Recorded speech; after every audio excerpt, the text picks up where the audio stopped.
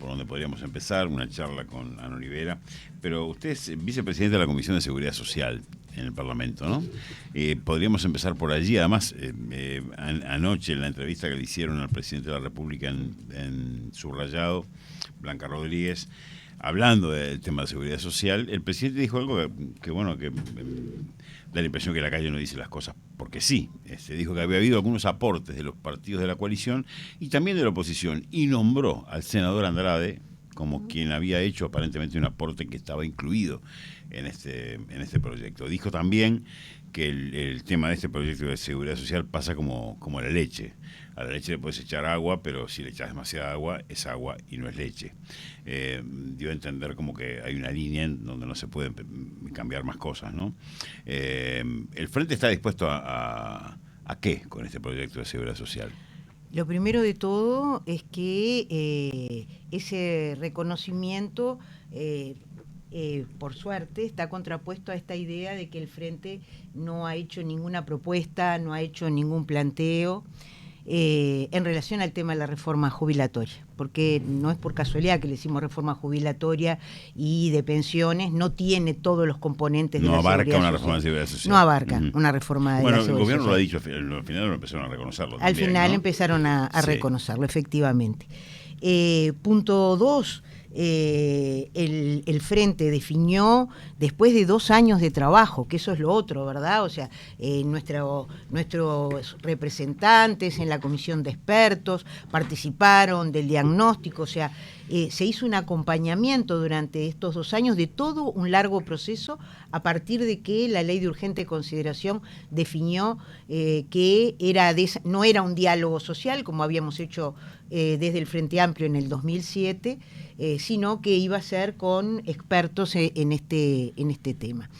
Y a partir de ahí, cuando el presidente Lacalle entrega en el Frente Amplio el anteproyecto, es decir, hay una serie de análisis de en qué cosas nosotros pensamos que es fundamental insistir y plantear, porque el proyecto tal cual está ahora, además, tiene muchas contradicciones. Mañana va Simbe, por ejemplo, ¿no? Uh-huh. Es decir, y Simbe dice que es, desde el punto de vista de los objetivos que persigue, bastante optimista. Y eso que no contempla este análisis que hizo Simbe, las modificaciones que se hizo en el Senado. ¿Qué problema tiene el proyecto? El proyecto tiene el problema que se plantea la necesidad de financiar de otra manera las jubilaciones y pensiones. Y al plantearse eso, habla de lo que es la sustentabilidad económica de las jubilaciones en este país. Nosotros pensamos que se olvida de la otra, ¿no? La seguridad social es un derecho, que está así, inclusive en la exposición de motivos lo dice el propio proyecto, ¿verdad? Y al ser un derecho, es decir, nosotros tenemos obligación de asegurar el ejercicio de ese derecho, ¿no? El Estado tiene la obligación de ser el que asegure que ese derecho se ejerza. El garante de ese derecho. Entonces, la sustentabilidad social, es decir, que todas y todos podamos acceder a una jubilación en el momento en que además se necesita, ¿verdad? Y que además esa jubilación sea suficiente, ¿no? O sea, que es otro de los motivos, es decir, es un elemento fundamental que no se cumple con este proyecto de reforma. Olivera, el gobierno señala que promueve la equidad, garantiza la sostenibilidad del sistema, se aplica en forma gradual y mejora las jubilaciones más bajas. ¿Esto es verdad o no? No. Primero que nada, hay un problema serio, que es que la gente está convencida que esto va a aplicar para aquellos que nacieron en el año 75. Esto está mal decirlo de esta manera, además, porque, es decir, si hay algo que ha tenido las propuestas de la vida del país respecto al tema, salvo cuando comienza a romperse con la reforma del 96, ¿verdad? La solidaridad como base, ¿no? El reparto como base de las jubilaciones. Entonces, nos tendría que preocupar que aquellos que nacieron entre el 73 y en el 75, cuando se jubilen a los 65 años, es decir, van a tener 5 años más para poder jubilarse, pero además de eso van a ganar menos. Y yo voy a explicar por qué van a ganar menos, que a mí me parece que esto es de lo que está poco explicado. Pero junto con eso, ¿verdad?, hay medidas que comienzan a regir inmediatamente que se apruebe la ley. Es decir, está todo lo que tiene que ver con el cambio en la edad y el cambio en cómo se calcula tu jubilación, pero hay aspectos como son la jubilación por incapacidad, como es la pensión viudez, que entran a regir, yo digo inmediatamente para que la gente entienda, ¿verdad? No te da tiempo en 1 minuto y medio cuando alguien no como acá que estamos cómodamente, para explicitar que es al primer día hábil después que se publique en el diario oficial la ley. Eso es enseguida, o sea, 1 mes después que se apruebe la ley, está en marcha esto. Sí. Se publica y hay varios artículos de la ley que tienen esa aplicación. Y hay otros que es a los 180 días que comienzan a regir. Por ejemplo, el tema de la obligatoriedad de las AFAP para todos los regímenes y para aquel que enseguida, a los 180 días de aprobada la ley, entra a trabajar, es decir, allí inmediatamente tiene que, cosa que no es hoy así. Más allá que la gente piense que es obligatorio entrar a una FAP de acuerdo al tope que tenés de salario, y solamente aquellos que se rigen por el BPS, las otras cajas no ingresan al sistema. Olivera, usted me dijo que no individual. a las 4 cosas que yo le dije. Sí. ¿Las 4 están mal? Las 4, la equidad, las jubilaciones más bajas, que se aplica en forma gradual, que garantiza la sostenibilidad. ¿Todo está mal? ¿Todo no es así? En algunas cosas, obviamente nosotros votamos 20 artículos, o sea que hay algunos aspectos que nos parecieron que avanzaban. Pero, ¿en qué retrocede? Retrocede en derechos. Y eso es por eso que yo digo que no apunta a la equidad. Voy al ejemplo claro de la pensión viudez. Porque aparte, cada una de estas cosas significa que los que han hecho la propuesta han hecho el cálculo de cuánto se ahorra, porque es eso. ¿Qué es el tema financiero? Es que quieren reducir, ¿verdad?, el peso que tiene en el producto las jubilaciones y las pensiones. Entonces, para eso, naturalmente, tienen que buscar hacerlo. Cuando el ministro Mieres nos lo presenta, dice, bueno, no me achaquen que acá hay pérdida de que la gente va a ganar menos, porque ya bastante con que se va a extender la edad. Efectivamente, al extender la edad, tú hay 5 años en que no vas a pagar jubilaciones, o sea, es decir, hay un plazo mayor, ¿verdad?, de aporte en el que no se paga jubilaciones. Ahora, simultáneamente con eso, lo voy a decir bien, a ver, hay un cuadro muy lindo que explica cuánto es el porcentaje con el que te jubilás a los 60 hoy y cuánto es el porcentaje con el que te jubilás a los 65 en el proyecto. Entonces te dicen, la jubilación es la misma, porque si te jubilás hoy con 60 años y 30 años, que es la causal jubilatoria, el cálculo que se te hace, voy a tratar de explicarlo sencillo, porque esto no puede ser un tema de técnicos. La gente tiene que poder entender de qué se trata. Nadie te va a pedir que hagas el cálculo, pero 60 y 30 implica que te calculan sobre los 10 últimos años o los 20 mejores, un porcentaje de un 45%. Eso que tiene el nombre de tasa de reemplazo y que ahora le cambian el nombre en la ley, es eso, el porcentaje sobre el que te calcula la jubilación, 45%.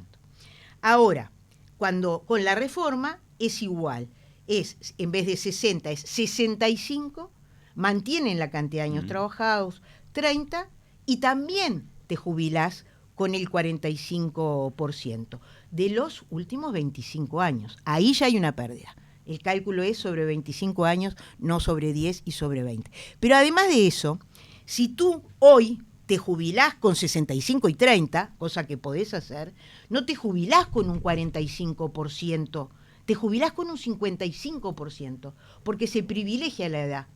O sea, ¿qué quiere decir? Que 60 y 30 es 45%, pero tú acumulás más puntos de porcentaje para jubilarte, es decir, 2 puntos cada año, si te jubilás más tarde. y también por años de trabajo acumulás un poquito. Olivera, el presidente dijo anoche una cosa que me llamó la atención. Me dijo, todos los que están en contra de esto están deseando que se apruebe ahora para no tener que hacerlo en el gobierno que les toque gobernar a ellos. ¿Cómo toma usted esto? Porque el Frente Amplio, por un lado, votó unos cuantos artículos y posiblemente esta reforma salga. Pero ¿se deroga? En primer lugar, creo que nosotros estamos en pleno debate programático y ese debate programático hacia el 24 implica un intenso trabajo sobre los temas de la seguridad social. Que la seguridad social necesitaba ser reformada, que era necesaria una reforma, lo venimos diciendo desde hace tiempo. Que esta reforma tiene un carácter determinista respecto a que piensa que en el 2070 vamos a ser 2 millones y algo de habitantes, como si fuera algo lineal, nos parece que sí, más allá que conversando con técnicos es difícil establecer los distintos escenarios de cómo va a ser y cómo se puede incidir en eso. O sea, para ustedes, si fueran gobierno en las próximas elecciones, la derogarían. Yo creo que hay varios artículos, no es la ley no es como tal, o sea, la ley tiene artículos, yo creo que habría que hacer una nueva ley con otras, es decir, otra mirada. Con otra mirada, con otra mirada, es decir, yo le pongo el ejemplo de la pensión viudez, ¿verdad? Hoy usted tiene 40 años, ¿tá? Y queda viuda o viuda de preferencia, porque tenemos más expectativa de las mujeres de vida, y el 94% de las pensiones viudez son de mujeres, para decir cómo es la fotografía del hoy, ¿verdad? Y usted tiene una pensión vitalicia. Es más, si tiene 35 años, o sea, es decir, mi vecina me decía, yo quedé viuda a los 35 años con 2 gurises, vaya si fue importante para mí la pensión viudez. Bueno, hoy esto no sucede, ¿verdad? Si es menos de 40, 1 año de pensión viudez. Si es entre 40 y 45, 3 años cobra la pensión viudez. Recién a los 45 años pasa a ser vitalicia la pensión viudez y además empieza a extenderse el plazo a razón de que dentro de 5 años se va a poder jubilar, va a poder acceder, a la pensión viudez a los 50 años en forma vitalicia. Esto es una parte que empieza a regir inmediatamente, como yo digo.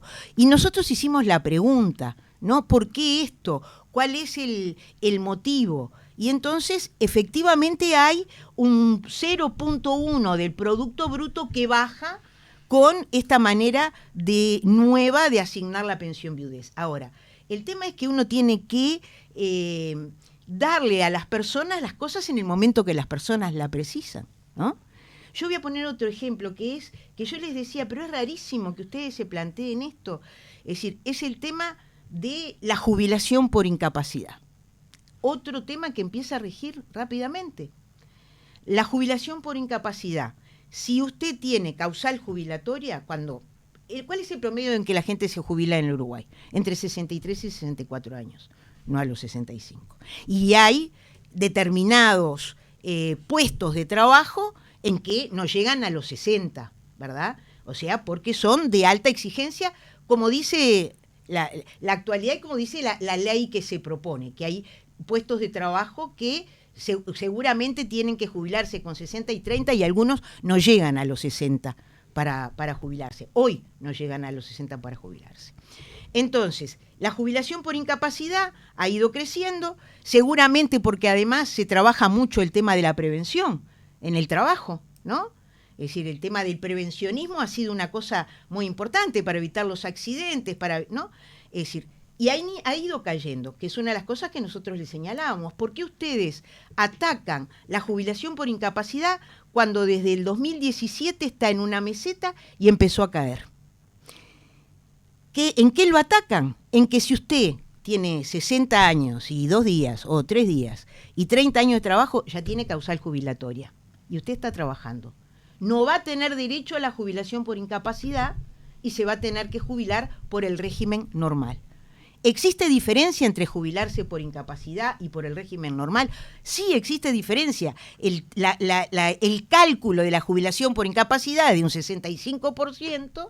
Es decir, ¿por qué? Porque si usted tiene una discapacidad, si usted se incapacita, necesita más recursos para su vida. Entonces, estas cosas son de las que nosotros entendemos que cuesta explicarnos. ¿Por qué? Entonces, primero nos dijeron que era un tema de diseño. Nosotros decimos siempre, usted presenta una gráfica que dice que esto se dispara. Entonces, acá está de las inconsistencias que tiene la propuesta. Miren que todo esto lo discutimos así como yo se los estoy conversando en la comisión. En la comisión, ¿no? Y lo conversamos con el Poder Ejecutivo cuando vino, y lo conversamos con el BPS cuando vino, o sea, con todos así. ¿Sí? ¿Por qué esto? Sí, entender. Es decir, ¿dónde están los cálculos? ¿Qué se gana con esto? ¿Verdad? Entonces, voy a decir, si la jubilación por incapacidad no está, es decir, está cayendo, y ustedes me presentan una gráfica que dice que se dispara, ¿no? Y que por eso hay que limitarla. La respuesta de que se dispara es porque se dispara porque la gente se va a jubilar más tarde. Entonces, ahí hay una inconsistencia, ¿verdad? Sos consciente que jubilarte más tarde tiene dificultades. Entonces, vos te vas a jubilar más tarde, pero si no tenés si tenés la causal jubilatoria ya no vas a poder acceder. Ahí está el ejemplo de recortar derechos. De recortar derechos. Lo que está señalando. Cabildo Abierto. Tuvimos un debate sobre el tema de recortar derechos. Yo creo que recortar derechos y derechos adquiridos. Sí, y entonces me dice, sociales. Bueno, no, es una expectativa de derechos, ¿viste? Cuando entra a tallar el aspecto jurídico. Decile y ponémele la palabra jurídica que quieras, pero es una pérdida de derechos, sin duda. Cabildo Abierto en el Senado introdujo algunos cambios, pero no todos los que pensaba.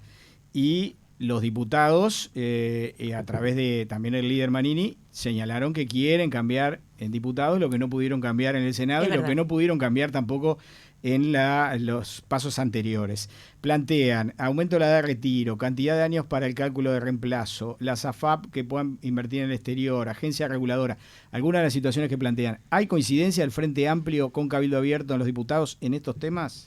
Sí, claro, son de la agencia reguladora, claramente, es decir, es un tema en el que todos estamos de acuerdo que se le da una enorme cantidad de facultades a una agencia en la que, es decir, siempre saben que ustedes que están acá me conocen, soy inexperiente en la labor parlamentaria, pero de las primeras cosas que te explican es que, es decir, el facultase tiene que ser una cosa limitada, ¿no? Facultar al Poder Ejecutivo es dejar de legislar tú.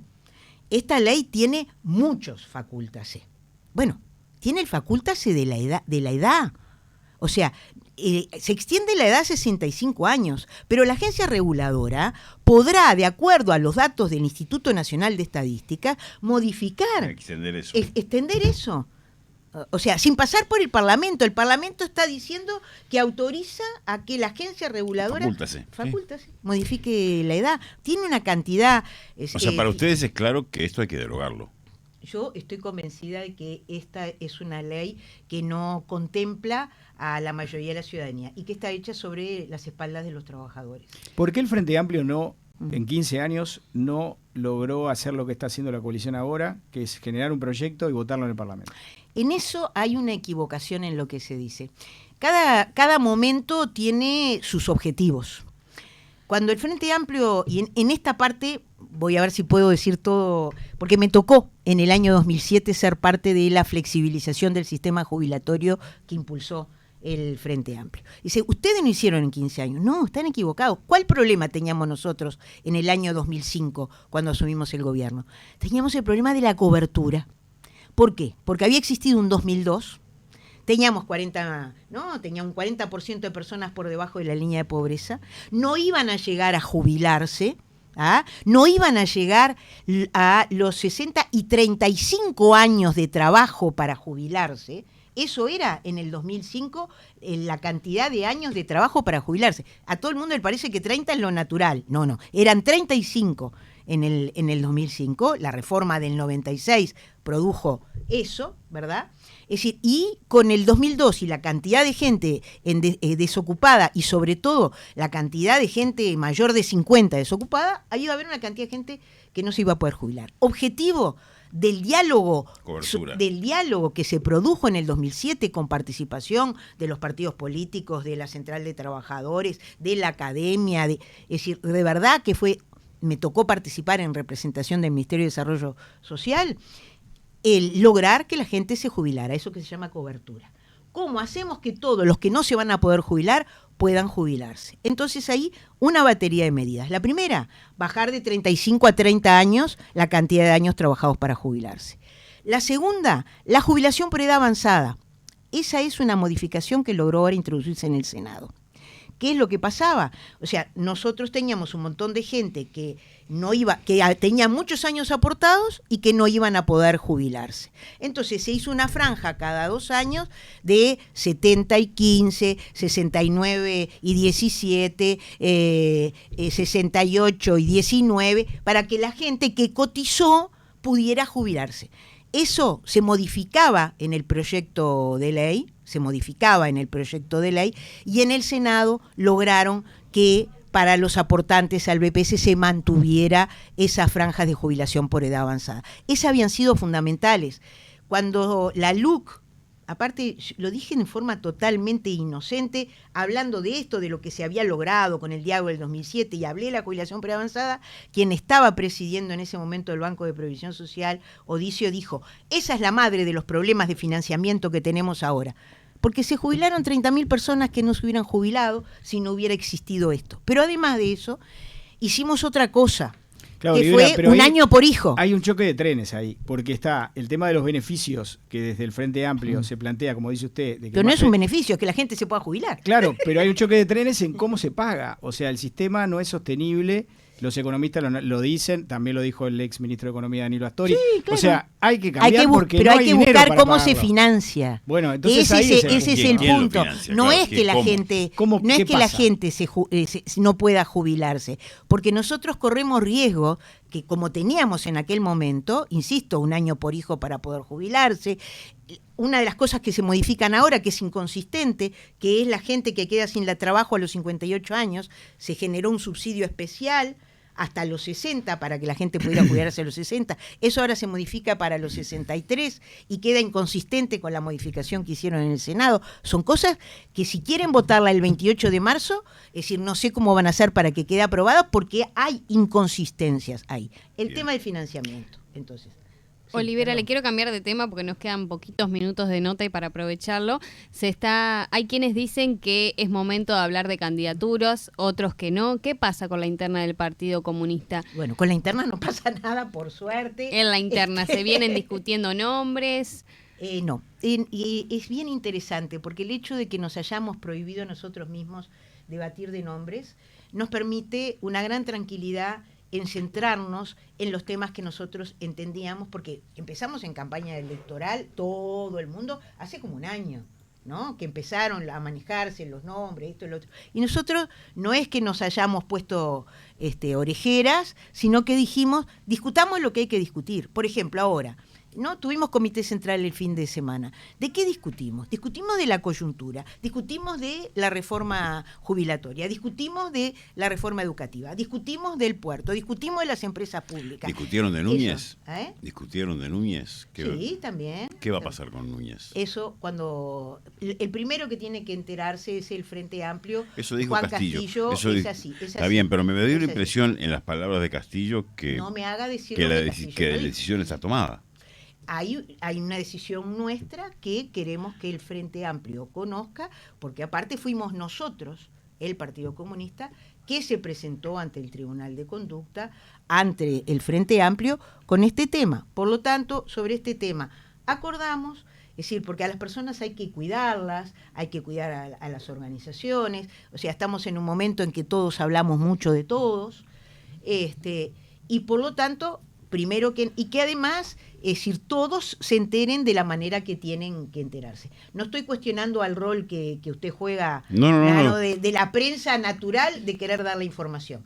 Con el mismo derecho que nosotros decimos, déjennos procesar esto de la manera que acordamos con el propio Frente Amplio que esto iba a ser. Y con las candidaturas, ahí sí que no hay nadie que nos obligue a nada. Nosotros pensamos que vamos a hacer un comité central especial, eso lo debe haber dicho Juan también, donde vamos a tratar este tema con la delicadeza que tiene, porque es lo mismo, estamos hablando de personas, ¿verdad? Bueno, hay una experiencia anterior bastante complicada también, ¿no? Cómo se conformó la fórmula en la anterior elección dejó Bueno, un ahí gusto hay una amargo. propuesta del Frente Amplio que ustedes lo han escuchado porque Fernando Pereira lo ha dicho públicamente. No digo ningún secreto, anoche lo volvió a plantear en la mesa política para ir avanzando en quizás en corto tiempo armar un equipo que es el que va a analizar, es decir, el relacionamiento, el trabajo con los precandidatos y de qué manera se definiría la fórmula de la candidatura. O sea que con tiempo establecer reglas de juego, que nunca se había dado esa dificultad hasta la elección pasada. Claro. Esa es la verdad. En algunos momentos, porque era con total naturalidad, íbamos con candidato único, la fórmula se definía en el Congreso, ¿no? Es decir, tenía otras maneras de resolverse. Hoy, nadie... más allá de que nosotros seguimos pensando que es un programa y un candidato, bueno, es decir, el candidato o la candidata que salgan de la interna abrazará ese programa que en este momento es un centro. También de esto estuvimos discutiendo en el Comité Central, es un centro en el Frente Amplio, justamente por esto, porque tenemos esa concepción. ¿Usted se acuerda que Tabaré le gustaba decir, el programa, después que uno gana, es decir, deja de ser el programa del Frente y pasa a ser el programa de gobierno? Por lo tanto, no es papel pintado.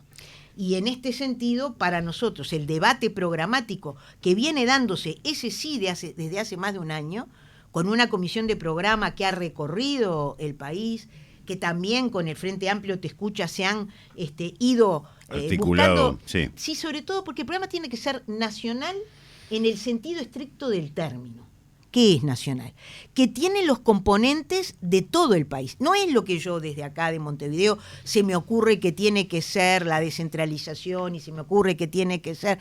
Es decir, no. Es decir, tiene que estar con la participación de todas las departamentales con sus opiniones. Permítame una pregunta, ya que usted lo dice así de esa manera y que yo sé que es una tesitura que el Tabaré Vázquez y el Frente Amplio después de las malas experiencias tiene. ¿Cómo ve usted lo que hizo Gustavo Leal de irse por su cuenta a ver al padre astesiano, al Chuy? Bueno, en primer lugar, dos cosas. Uno puede analizar, y creo que todo el Frente Amplio lo analizó con tranquilidad, ¿verdad? Yo participé de ese secretariado, además, en el cual esto se analizó. Es decir, por un lado, respaldar, dejar en claro que en el Frente y en el presidente del Frente Amplio estaban en esto, y en esta otra historia que todo el tiempo, porque ayer también usted hablaba del presidente y se volvió a decir, ¿no? O sea, como que es el Frente Amplio en que está en esto de los chats y de esto. Creo que queda claro que no es el Frente Amplio. No, pues yo prefiero la actitud pero de Leal, termino, de Gustavo. pero sí. Está atado, porque esas fueron las declaraciones de Delgado, ¿verdad? O sea, que era todo parte de la misma operación, ese mismo día. Entonces, nosotros, el presidente no está... Nosotros no sabíamos nada, es decir, consideramos que era inoportuno que la persona que nos representaba, nos representa y nos sigue representando en todos estos temas, lo hubiera hecho, pero al mismo tiempo considerábamos que no había cometido ningún delito. El delito, delito capaz que no es la palabra, pero es la necesidad de levantar un teléfono, no se comunicó con nadie, lo hizo por su cuenta. Eso es, bueno, en todo caso, con la dirección del Frente Amplio no fue, y el presidente Fernando Pereira, yo le creo, es decir, dijo, no lo supe antes. Pero con Claro, el diario eso... del lunes será mejor pensar que no tendría que haber ido para no generar todo lo que se generó posterior. Es que ahí están las opiniones de cada uno, insisto, lo acabo de decir con total claridad. O sea, creo que, es decir, fue absolutamente inoportuno y capaz que lo hubiéramos discutido y hubiéramos llegado a la conclusión que había que ir. ¿Quién le dice? Claro. Es decir, no es eso. La pregunta es eso, cuando hablamos de un programa, de algo programático y algo... Es el análisis de que es lo mejor en cada momento. Por lo tanto, para nosotros, las resoluciones que tomamos, por eso estuvimos ayer hasta las 10 de la noche de mesa política, ustedes que me preguntaban si había escuchado al presidente, ¿no? Desde las 6:30 de la tarde. Pero no tienen una televisión ahí, entonces, no tienen una televisión. No. Es decir, hay momentos, hay momentos en que uno deja el celular, porque el celular tiene ese vértigo que... Pero ayer estaba el presidente una hora hablando en un canal de televisión. Y sí, pero con un rating importante, Fernando Pereira se iba a las 4 de la mañana de viaje a Artigas, Juan Castillo se iba a las 4 de la mañana para Rivera, o sea, es decir, uno tiene responsabilidades y tiene que asumir. Claro. El programa después lo ven diferido y se entera. Lo habrán visto en el bondi, claro. Es exactamente igual. Olivera, nosotros le damos importancia a que las cosas se resuelvan donde tienen que resolverse. Última pregunta, lo más cortito posible. A ver, yo no, él por lo menos sabe que yo me extiendo en las respuestas y hoy me dieron la oportunidad. Usted estuvo en ese lugar. ¿Cómo está viendo la gestión de Carolina Cose en la Intendencia de Montevideo? Carolina Cose, que fue respaldada, entre otros, por el Partido Comunista para la elección. Yo veo una muy buena gestión, cada quinqueño ha tenido sus peculiaridades. Es lo mismo que yo le decía de cuáles fueron nuestros centros respecto a las jubilaciones, ¿no? Y no seguí, porque después seguimos con los rurales, y después seguimos con las trabajadoras domésticas, y después vinieron los cincuentones, o sea, es decir, la seguridad social estuvo en los 15 años presente, y después intentamos meter el cuarto pilar, que fue el sistema de cuidados, que hoy está en retroceso. Entonces, es decir, con la Intendencia es exactamente lo mismo. Cada quinqueño, sobre todo el departamento, a mí me gusta decir el departamento, esta es una pequeña diferencia con decir solo la ciudad, porque el 60% de Montevideo es rural, y nos olvidamos muchas veces de eso, pero cada quinqueño ha tenido sus centros y el departamento, que es vivo, ¿verdad?, ha sufrido transformaciones a las que siempre hay que estar dando respuesta, junto con las transformaciones de la propia sociedad, de la cultura de la sociedad. A veces haces cosas que van a contracorriente, es decir, en el sentido de la búsqueda permanente que nosotros tenemos de los procesos de participación. Es decir, creo que sigue siendo una apuesta muy fuerte que la Intendencia ha logrado mantener en todo, como proyecto político, en todos los periodos. Recordemos que ayer nuestro querido Mariano Arana cumplió 90 años. La verdad, una alegría, me tocó presentar su libro hace 15 días y festejarle el cumpleaños por adelantado.